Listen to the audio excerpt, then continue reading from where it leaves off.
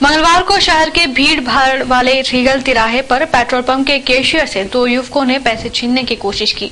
Pump पर तैनात कर्मचारियों ने इसका विरोध किया तो दोनों बदमाशों ने उनके साथ मारपीट कर उन्हें घायल कर दिया, लेकिन इसके बावजूद भी कर्मचारियों ने एक बदमाश को पकड़कर पुलिस के हवाले कर दिया।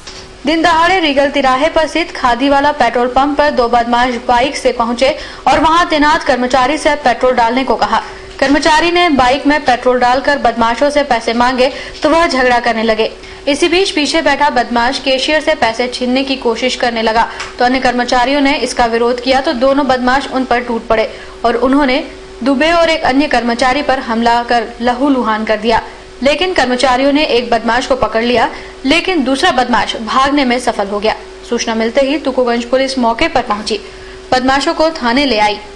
घायल कर्मचारियों का कहना था, क्या हुआ ना? ये यहाँ पे लड़का हमारा पेट्रोल भरता है, उससे पेट्रोल भरे और उसके बाद पैसे देने में मगजमारी करी तो उसके हाथ के पैसे तो छीन के भागने लगे। तो हम लोग साथ में रोका उनको तो लड़ रहे थे उनके साथ में। लड़ से उन्होंने मेरे को मारा और एक लड़कों को, सबको मतलब मारा। कितने लोग थे? 4 लोग थे। क्या नाम है? उस लड़के को समझा रहा कि गाड़ी आगे ले और पीछे से कोई उसका जोड़ीदार आया और उसने ऐसा उल्टा पीछे से मार दिया। मैं तो आगे बात कर रही हूँ और उसने ऐसा पीछे से नहीं मारा तो ये नाक में से। जिला जेल में हत्या के मामले में बंद कुख्यात अपराधी को मंगलवार दोपहर में उसके ही बैरक में सांप ने काट लिया। जेल प्रबंधन उसे इलाज के लिए एमवाय अस्पताल लेकर आया, जहां उसकी हालत खतरे से बाहर है। पिछले 2 सालों से हत्या के आरोप में जिला जेल में बंद कुख्यात अपराधी जफर बेग को उसके बैरक में सांप ने काट लिया। जेल प्रबंधक उसे एमवाय लेकर आए, जहाँ उसका आईसीयू में इलाज चल रहा है। बेग का कहना था कि दोपहर 12 बजे के आसपास बैरक में सांप आ गया था और मुझे दाहिने हाथ की उंगली में काट लिया।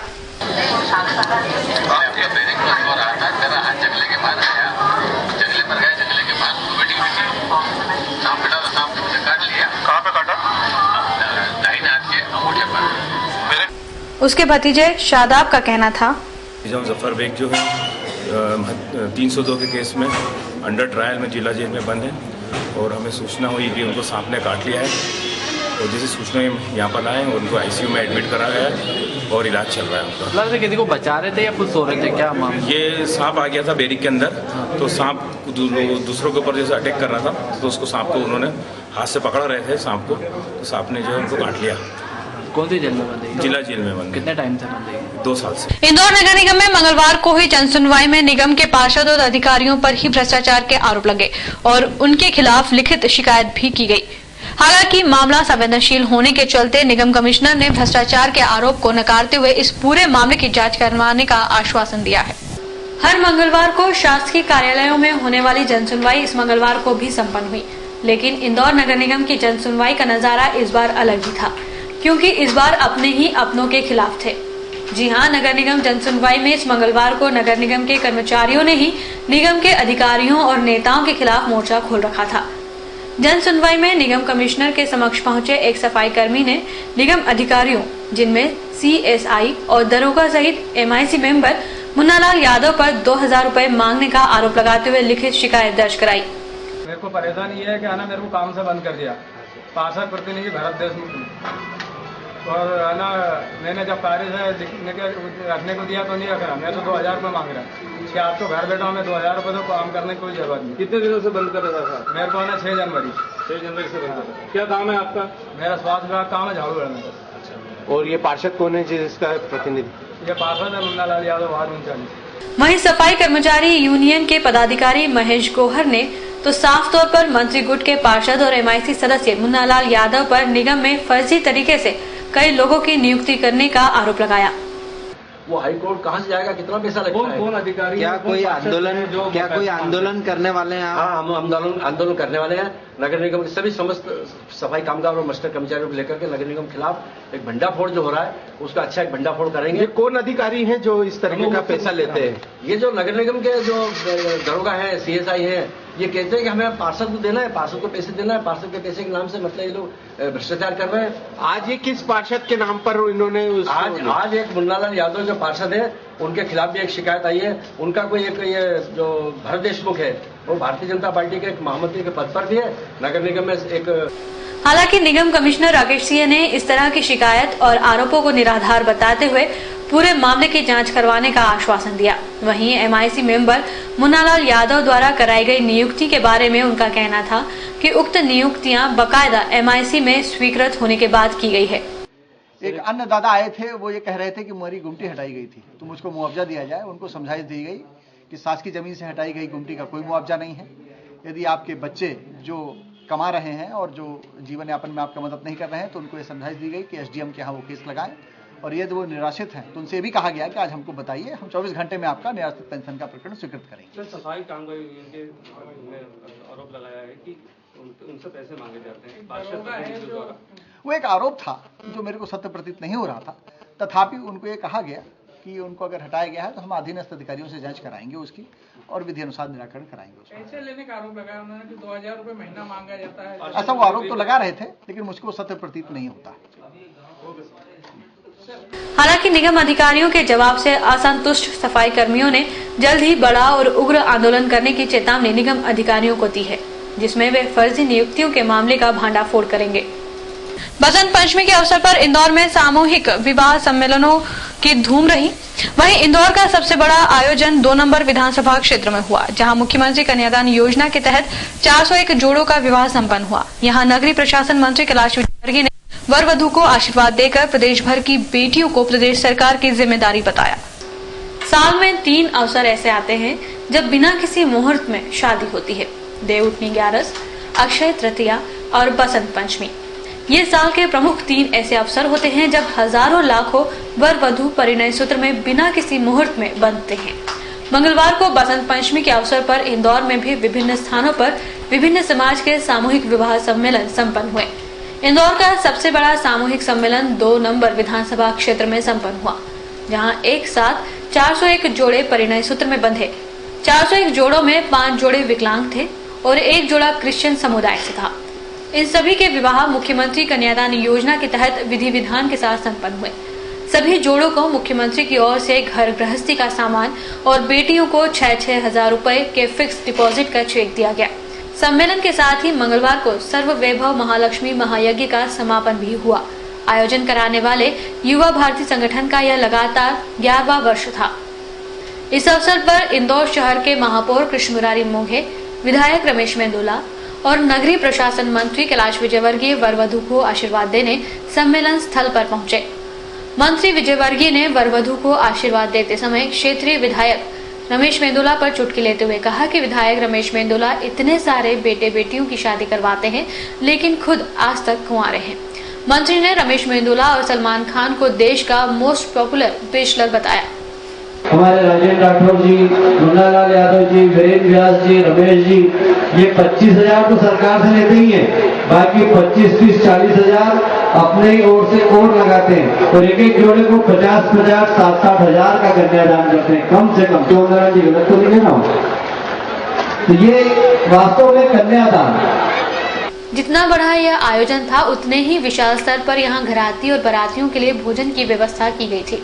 लगभग 50,000 लोगों ने यहाँ एक साथ भोजन किया, जिस भोजन भंडारे के लिए मंत्री खेमा खासतौर पर जाना जाता है। पिछले दिनों छतरीपुरा थाने के अंतर्गत आने वाले इंदिरानगर में रहने वाली एक महिला स्टोव भभकने से पूरी तरह जल गई। उसे बचाने गया पति भी बुरी तरह से जल गया। दोनों को उपचार के लिए अस्पताल लाया गया, जहां इलाज के दौरान महिला की मौत हो गई।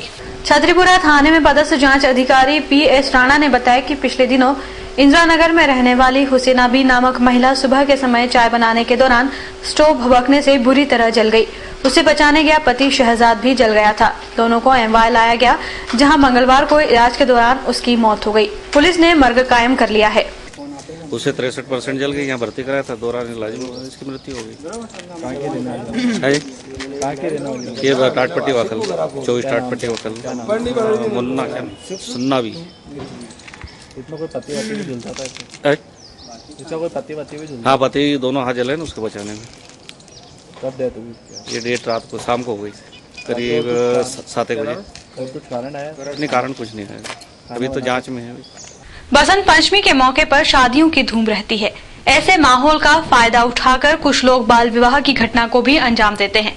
ऐसा ही एक मामला इंदौर के देवगुराड़िया इलाके में देखने को मिला, जहां एक नाबालिग युवती का उसकी गैर रजामंदी के बावजूद विवाह कराया जा रहा था।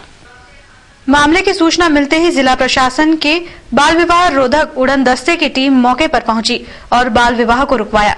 दरअसल एक निजी संस्था द्वारा 14 जोड़ों का बाल विवाह कराया जा रहा था, जिसमें 16 वर्षीय एक किशोरी भी शामिल थी, जिसका बेटमा में रहने वाले युवक से विवाह होने जा रहा था। शुरुआती दौर में उड़न दस्ते के अधिकारियों को किशोरी के अभिभावकों ने गुमराह करने के लिए वोटर आईडी कार्ड दिखाया, जिसके मान से किशोरी की उम्र 20 वर्ष बताई जा रही है। लेकिन जब उड़न दस्ते के अधिकारियों ने युवती की मार्कशीट का अवलोकन किया तो इससे यह सत्यापित हुआ कि युवती की उम्र महज 16 साल है, जिसके चलते उड़न दस्ते के अधिकारियों ने दोनों पक्षों को समझाइश दी और बाल विवाह की कार्रवाई को रुकवाया। आज सुबह कलेक्ट्रेट में एक सूचना मिली थी कि लड़की के पिताजी ने आकर शिकायत की थी कि मेरी बच्ची है किरण, उसका विवाह उसकी माताजी और मामा वगैरह कर रहे हैं बगैर बताए, और लड़की की उम्र 16 साल है। उसने उसकी मार्कशीट भी प्रस्तुत की थी। तो उसके आधार पर हमने यहाँ आकर परीक्षण किया तो देखा कि लड़की के द्वारा जो सामूहिक विवाह समिति को प्रस्तुत किया गया था उसमें परिचय पत्र से प्रस्तुत किया गया था, लेकिन अंकसूची के आधार पर लड़की नाबालिग है, 16 साल की पाई गई है, इसलिए उसका विवाह जो था निरस्त कर दिया गया है। उन्हें समझाइश दी और उन्हें वापस विदा भी कर दिया गया है यहाँ से। लड़की का विवाह बेटमा निवासी राहुल पिता कैलाश चौधरी के साथ हो रहा था। बसंत पंचमी के अवसर पर शहर के सरस्वती मंदिरों में विशेष आयोजन हुए। तुलसी नगर के सरस्वती मंदिर में विशेष श्रृंगार के साथ हवन पूजन हुआ। रहवासियों ने मां सरस्वती की पूजा अर्चना कर महाआरती की। मंगलवार को बसंत पंचमी सर्वार्थ सिद्धि और सिद्ध योग में मनाई गई। इस पावन योग में बच्चों ने मां सरस्वती की वंदना की, वहीं मंदिरों में बड़ी संख्या में श्रद्धालुओं ने पूजा अर्चना कर आशीर्वाद मांगा। बसंत पंचमी पर तुलसी नगर स्थित सरस्वती मंदिर में भी विशेष पूजा का आयोजन किया गया। इस मौके पर मंदिर परिसर में फूल बंगला सजाने के साथ ही मां सरस्वती का भव्य श्रृंगार किया गया। श्रद्धा और आस्था के साथ मनाए जा रहे बसंत पंचमी महोत्सव में बड़ी संख्या में तुलसी नगर के रहवासी मौजूद थे। इस अवसर पर रहवासियों ने बुद्धिदात्री मां सरस्वती की पूजा अर्चना कर हवन में आहुतियां भी दी। हवन पूजन के साथ मां सरस्वती की महाआरती भी की गई। जेल में बंद कैदियों को कैद के दौरान अस्थायी जमानत लेने के लिए अब कोर्ट के वेरिफिकेशन आदेश की आवश्यकता नहीं होगी। हाईकोर्ट ने एक निर्णय के तहत यह अनिवार्यता समाप्त कर दी है। जेल में बंद कैदियों को किसी परिजन के विवाह समारोह, गंभीर सुखद या दुखद अवसरों पर अस्थायी जमानत पर बाहर जाने का संवैधानिक अधिकार प्राप्त है, किंतु इस अधिकार के लिए उन्हें एक लंबी प्रक्रिया से गुजरना होता है, जिसमें कई बार काफी देर हो जाती है। इन्हीं अनिवार्यताओं में एक नियम यह भी था कि जमानत के लिए आवेदन पश्चात कोर्ट का वेरिफिकेशन आदेश आवश्यक होता है, जिसे खुद हाई कोर्ट की डबल बेंच ने समाप्त कर दिया। यह फैसला एक कैदी द्वारा लगाई गई याचिका के मामले में दिया गया है। मामले की सुनवाई जस्टिस शांतनु केमकर और जस्टिस मूलचंद गर्ग की संयुक्त पीठ ने की थी।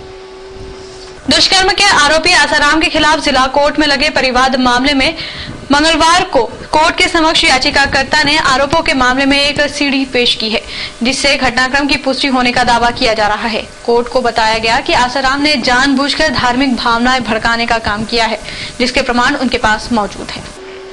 दुष्कर्म के सर्वाधिक चर्चित आरोपी आसाराम उर्फ आसुमल की शिष्या नीलिमा दुबे ने एक न्यूज चैनल में 24 अगस्त 2013 को दिए इंटरव्यू में आसाराम की तुलना सिखों के परम गुरु श्री गुरु नानक देव जी से की, बल्कि गुरु नानक देव जी को रेप का आरोपी बताते हुए उनके जेल जाने तक की बात कही थी, जिससे सिख समाज में आक्रोश फैल गया था और विरोध स्वरूप आसाराम के पुतले जलाए गए। इस दौरान सिख समाज के लोग और आसाराम के समर्थक आमने सामने हो गए थे, जिससे बलवा होने का खतरा था।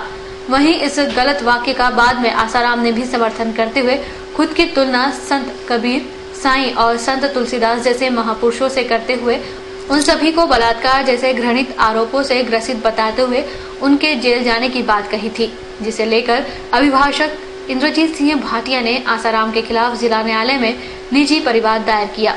वकील इंद्रजीत सिंह भाटिया ने बताया कि इस मामले में गवाहों के बयान हो चुके हैं। मंगलवार को कोर्ट को वह सीडी सौंपी गई, जिसमें हमारे द्वारा लगाए गए आरोपों की पुष्टि होती है। किसी के पूछने पर कि इन संतों अवतारी पुरुषों के ऊपर ना तो कोई रेप का केस था और ना ही उन्होंने किसी की जमीन हड़पी थी, ये तो समाज के लिए एक आदर्श थे। नहीं, ये लोग भी गुरु नानक देव जी भी रेप के केस में ही जेल गए थे, ये कहते हुए जो है उन्होंने बहस में हिस्सा लिया था। इस एपिसोड की सीडी आज हमने माननीय न्यायालय के समक्ष पेश की है, जितेंद्र सिंह कुशवाहा जीएमएफसी के समक्ष, और जो है इससे संबंधित हमने परिवाद 26 अगस्त 2013 को लगाया था और इसमें परिवादी के बयान हो चुके हैं, अन्य 2 गवाहों के हो चुके हैं। अब इस मामले से संबंधित सीडी आज हमने माननीय न्यायालय के समक्ष प्रस्तुत करी है और जिसके विवादित अंशों और उसका पूर्ण अनुवाद करके न्यायालय के समक्ष प्रस्तुत करने के लिए इसमें समय दिया गया है मेरे मांगने पे। न्यायालय ने कहा मामले में अब अगली सुनवाई 28 फरवरी 2014 को की जाएगी। हाईकोर्ट की इंदौर खंडपीठ में लगी एक निजी याचिका के मामले में फैसला देते हुए कोर्ट ने याचिकाकर्ता युवती को आजाद कर दिया है। साथ ही उसके पिता को हिदायत दी है कि वह पीड़िता के निजी जीवन में कोई हस्तक्षेप न करे। वहीं पुलिस सुरक्षा भी प्रदान की गई है। अभिभाषक धर्मेंद्र चिलावत के अनुसार हाईकोर्ट की इंदौर खंडपीठ में उज्जैन निवासी नेहा नाम की एक युवती ने उनके मार्फत हाईकोर्ट की इंदौर पीठ में एक याचिका पेश की थी, जिसमें युवती ने आरोप लगाया कि उसे उसके पिता प्रताड़ित कर रहे हैं। उसे कहीं से भी किसी भी तरह से रुपए लाने के लिए विवश किया जा रहा है। उसे कई बार हफ्तों तक घर में बंद रखकर मारपीट की गई। उसकी मां हिंदू और पिता मुस्लिम धर्म के व्यक्ति हैं। वह बालिग है और अपना भला बुरा खुद समझती है। साथ ही वह घर में सुरक्षित नहीं है, इसलिए वह कहीं और अकेले स्वतंत्र रूप से रहना चाहती है।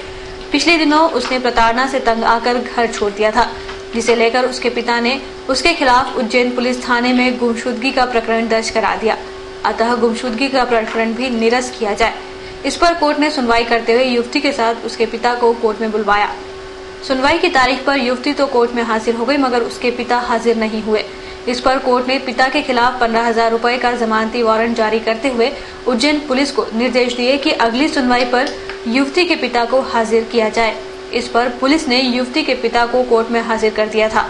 जो उसके द्वारा मांग उठाई गई थी कि वो स्वतंत्र जीना चाहती है, उसकी मांग मंजूर की गई है और उच्च न्यायालय ने यह आदेशित किया है कि पिताजी और उसके घर वाले जो है उसके निजी जीवन में किसी तरह का कोई हस्तक्षेप नहीं करेंगे और जो संवैधानिक अधिकार हमारे भारत में दिए गए हैं उसके अधिकार के तहत वो स्वतंत्र जीवन यापन कर सकती है। पुलिस अभिरक्षा की मांग। सुनवाई के बाद इस संबंध में कोर्ट ने फैसला देते हुए युवती को स्वतंत्र करार देते हुए उसके पिता को हिदायत दी कि वह पुत्री के निजी जीवन में हस्तक्षेप नहीं करे। साथ ही पुलिस सुरक्षा भी प्रदान कर दी गई है। 15 दिन पूर्व MIG थाना क्षेत्र में एक महिला से नकली पुलिस ने हजारों रुपए के गहने ठग लिए थे और फरार हो गई थी। महिला के बताए अनुसार हुलिये के आधार पर पुलिस ने तीनों के स्केच जारी किए हैं। MIG थाने में पदस्थ जांच अधिकारी शुक्ला ने बताया कि 20 जनवरी 2014 को MIG में रहने वाली हीरामणि नामक महिला गुरुद्वारे के पास से होकर जैन मंदिर जा रही थी। तभी बाइक पर आए 2 बदमाशों ने झांसा देकर उसके जेवर उतरवाकर बैग में रखने का बहाना बनाकर ले उड़े। पुलिस ने महिला के बताए अनुसार दोनों के स्केच जारी कर दिए हैं। वहीं साइकिल वाले शख्स का भी स्केच जारी कर दिया है। जो एबी रोड स्थित गुरुद्वारा है उसके पास ही 2 व्यक्ति जो है मोटरसाइकिल पर बैठे थे। तो एक ने कहा कि भाई इधर आ जाओ और ये अपना जो है ना सामान जो है ना जो गले में चेन एन पहने हो ये बताओ और इसको बैग में रख झोले में रख लो। तभी उस महिला ने चेन उतार ली और वो बैग में रखने लगी। तो उसने बोला मैं सुरक्षित बैग में रख देती हूँ और उसने बैग में न रख करके और वो सोने की चेन अपने पास रख ली और वहाँ से वो निकल गए। महिला ने जब जैन मंदिर के पास आकर के वो चेन देखी तो उसकी जेब में चेन अंगूठी उसमें झोले में नहीं थी। ये 2 लोग बताए गए थे और उस संबंध में मैंने उनके स्केच वगैरह बनवाए हैं और स्केच के आधार पर उनकी तलाश जारी है। कितने लोग के स्केच जारी कराए? 3 लोगों के स्केच जारी कराए हैं। तो अलग-अलग कहीं भेजेंगे इनको अभी स्केच की जो फोटो कॉपी करा करके सभी थानों पे जो है इनकी पता रसीद भेजे जाएंगे। उनसे मिलती जुलती हुलिया के लोगों को तलब किया जाएगा, उनसे पूछताछ की जाएगी।